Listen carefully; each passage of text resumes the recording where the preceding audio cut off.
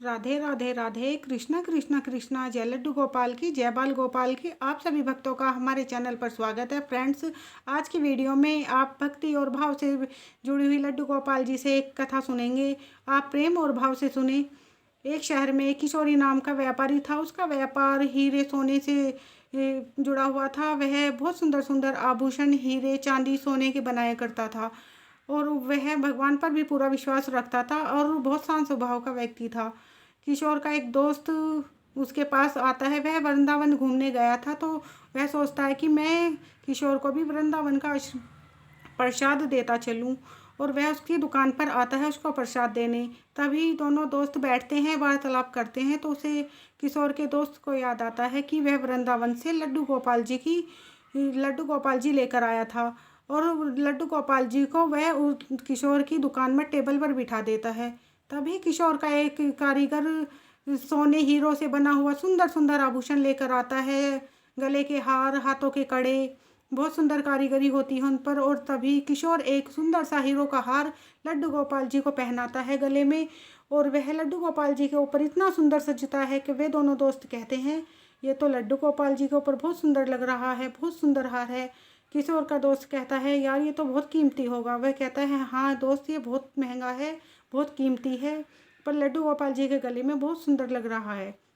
और फिर दोनों दोस्त वार्तालाप करने लगते हैं और किशोर वह हार लड्डू गोपाल जी के गले से निकालना भूल जाता है। तभी किशोर का दोस्त अपने घर के लिए निकलता है और लड्डू गोपाल जी को लेकर चल देता है। तभी एक टैक्सी वाला बाबू नाम का टैक्सी वाला आता है और किशोर का दोस्त उसकी टैक्सी में बैठकर अपने घर के लिए चल देता है। किशोर वह हार लड्डू गोपाल जी के गले से निकालना भूल जाता है। किशोर का दोस्त अपने घर पर जाता है और टैक्सी से उतरता है। वह लड्डू गोपाल जी को भूलते अनजाने में टैक्सी में ही बैठा छोड़ भूल जाता है और फिर अपने घर चला जाता है। कुछ वो बाबू थोड़ी दूर टैक्सी लेकर जाता है तो वो पीछे मुड़कर देखता है कि इतने सुंदर से जीले, बहुत मनमोहक, बहुत सुंदर श्रृंगार में, बहुत सुंदर वस्त्र पहने हुए बाल गोपाल लड्डू गोपाल पीछे वाली सीट पे बैठे रहते हैं। और वह देखता रह जाता है और उसे ये नहीं रहता याद कि ये लड्डू गोपाल जी किसके मेरी टैक्सी में रह गए हैं। और वह काफ़ी दूर तक निकल जाता है। फिर वो लड्डू गोपाल जी को लेकर अपने घर चला जाता है। वहाँ पर उसकी पत्नी आती है और बाबू के हाथों में जब लड्डू गोपाल जी को देखती है तो बहुत सुंदर, बहुत मोहक हो जाती है लड्डू गोपाल जी को देखते हुए और रोने लगती है क्योंकि 8 साल उनकी शादी को हो जाते हैं और उनके कोई संतान नहीं होती। और उसकी पत्नी श्री कृष्ण भगवान जी की पूरी भक्ति करती है, पूरा विश्वास करती है और बहुत सेवा करती है। वो लड्डू गोपाल जी को बाबू के हाथों में से ले लेती है और अपने सीने से लगाकर कहती है आज तो आप मेरे लिए दुनिया का सबसे अनमोल खजाना लेकर आए हो, सबसे अनमोल वस्तु लेकर आए हो। इससे महंगा तोहफा मेरे लिए कोई हो ही नहीं सकता। और रोने लगती है क्योंकि उसकी माँ की ममता उमड़ जाती है लड्डू गोपाल जी को देखकर। और वो उसको लड्डू गोपाल जी को अंदर ले जाती है। अंदर ले जाकर जब वह अपने घर में पूजा घर में साफ सफाई करती है और लड्डू गोपाल जी को बैठा देती है और बाबू कुछ नहीं कह पाता। बाबू केवल देखता रहता है अपनी पत्नी के ये भाव जो उसके लड्डू गोपाल जी के प्रति थे। और तभी इसी तरह से वे दोनों पति पत्नी लड्डू गोपाल जी की सेवा करते, उनको स्नान कराते, सुंदर वस्त्र पहनाते, श्रृंगार करते और नियम से भोग लगाते और लड्डू गोपाल जी को इसी तरह से रखते जैसे उनका पुत्र ही हो। और उनके जो जीवन में कमी थी वह पूरी हो जाती है। और इस थोड़े दिन बाद उनके घर पर एक सुंदर सी बेटी जन्म लेती है और वह कहते हैं ये सब लड्डू गोपाल जी के आशीर्वाद से ही हुआ है। जब हमारे घर संतान नहीं थी, पहले हमारे घर हमारे पुत्र रूप में लड्डू गोपाल जी आए और फिर लड्डू गोपाल जी के आशीर्वाद से उनके घर पर एक बेटी भी आ गई। उनका परिवार पूरा हो जाता है और वो इसी तरह से अपने खुशहाल परिवार में अपना जीवन व्यतीत करने लगते हैं। एक दिन उधर किशोर अपने दोस्त से पता करता है कि मैंने तेरे लड्डू गोपाल जी के गले में जो हार पहनाया था वो गले लड्डू गोपाल जी के गले में ही रह गया है। तो किशोर का दोस्त कहता है अरे दोस्त वो तो चित्त चोर माखन चोर स्वयं ही गले में हार पहने सहित ही गायब हो गए हैं, वो तो खुद ही चोरी हो गए हैं, मुझे भी नहीं पता हमारे लड्डू गोपाल जी कहाँ गए। और एक दिन इसी तरह से किशोर को बाबू के शहर में कोई अपने काम से जाना पड़ा, तो वहाँ उस दिन बहुत वर्षा हो रही थी और किशोर की गाड़ी ख़राब हो जाती है, उसे कोई गाड़ी भी नहीं मिलती। तभी उसी समय बाबू अपनी वैन लेकर उधर से आता है और रोक लेता है किशोर को देखकर और कहता है, बाबूजी आप मेरी वैन में बैठ जाइए, आपको कहाँ जाना है।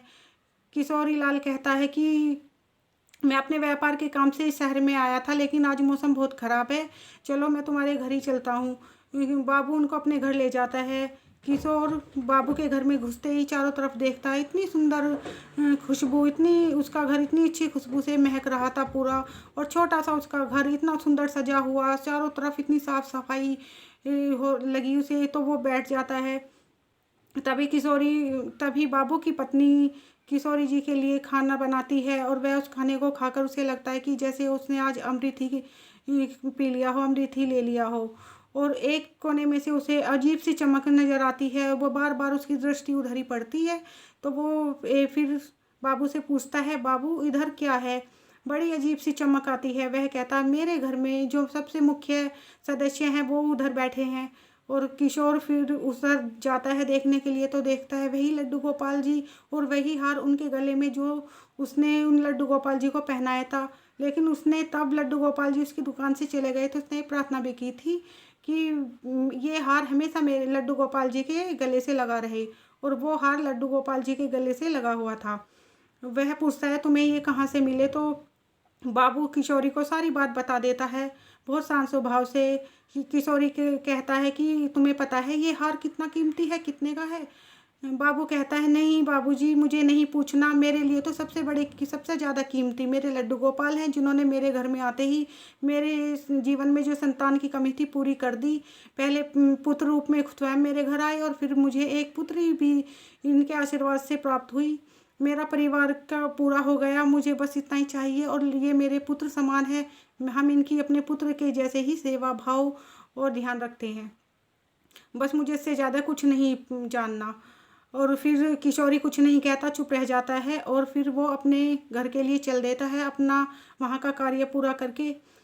जब वह उसके घर से निकलता है तो बाबू को उसके घर में रखा हुआ एक सूटकेस मिलता है। वह उसे तुरंत ले जाकर किशोरी को देता है और कहता है, बाबूजी आपका सूटकेस अंदर रह गया था। किशोरी कहता है, नहीं ये मेरा नहीं है, मैं तो जो सामान लाया था वो अपना ले आया हूँ। कहता है, नहीं बाबूजी आपका ही होगा, हमारे घर में अंदर रखा हुआ था।